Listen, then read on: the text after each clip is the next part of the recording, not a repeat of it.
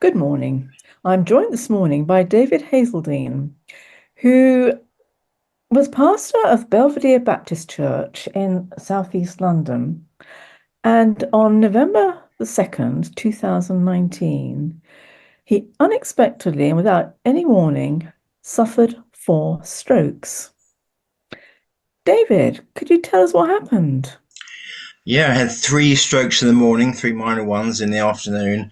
About 5 o'clock, I was taken to A&E in Woolwich, and there I had a fourth stroke in the A&E, which was affecting my brainstem area, the pons area of the brainstem, and it left me with what's called locked-in syndrome.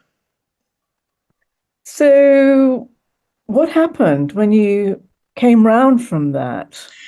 Um, it was quite a disorientating experience, with a lot of information to take in, but I realised very quickly within a split second that I couldn't feel what the bed I was lying on. I couldn't feel the sheets over me. I couldn't feel or move any part of my body. And I was aware that I was not breathing, but somehow I was still alive, but I couldn't turn my head to see how or what machine might be pumping air into me. So it was a very disorientating experience. And what was the prognosis that was given to your family at that The time? prognosis given to my wife, I found out since, was that I had a 10 to 20% chance of survival, but that word survival doesn't mean sitting here now talking to you. It means 365 days per year in some kind of nursing home or institution, receiving round the clock care 24/7.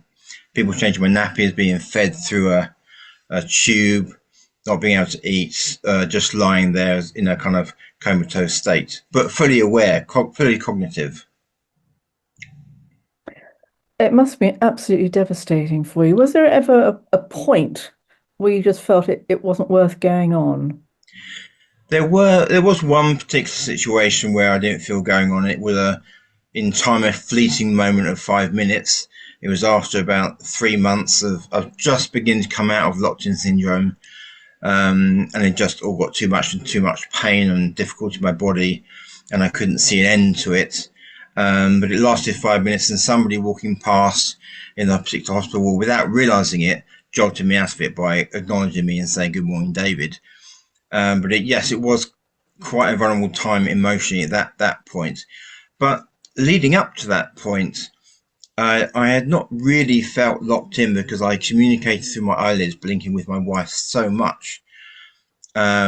We just had so much communication back and forth that I didn't really feel that I was locked in. That's quite a thing to say, but that's how it really was.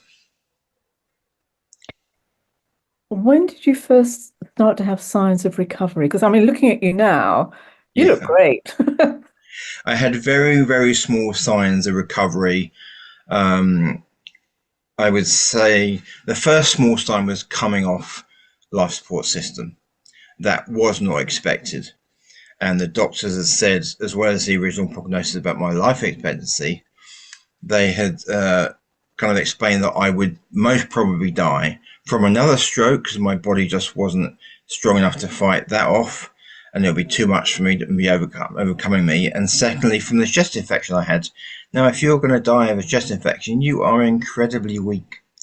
So we were just, on reflection, I'm very concerned about the incorrect prognosis being given.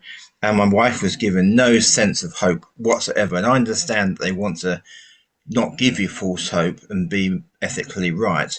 But I don't think they were right in that they didn't explain that there were cases where people had lived with locked-in syndrome, satisfying full lives, and there weren't statistics given of people who did survive. I found 17 people on social media who have survived to my standard of living. Now, that's an important factor in this debate, really. I think looking at you now, you're a wonderful testimony actually Hmm. to just God's grace because Yeah. you look great. But what would you just finally, what would you say to somebody who wakes up this morning and finds themselves in this same situation that you found yourself in? Well, they would need a week, 2 weeks to be established medically in a stable position and then come to grips with it. But I would like to actually speak to them, and the first thing I say is, I understand. I have been locked in. But secondly, over a period of weeks, you'd need to be speaking with them and say whether you come out of locked in syndrome or not, and the odds are stacked against you, you can live a fulfilled life. I know it's a strange thing for you to handle now, but you can do. There are people who have had articles written about them on the BBC website. They're now DJing through eye gauge technology. They've written books. They're running charities. There's many things that people are doing, and they're discovering the fulfillment life can bring. Mm. Well, thank you, David. You are an amazing testimony, I think, to resilience and just to life. So Thank you. thank you for joining us this morning and for just sharing your story.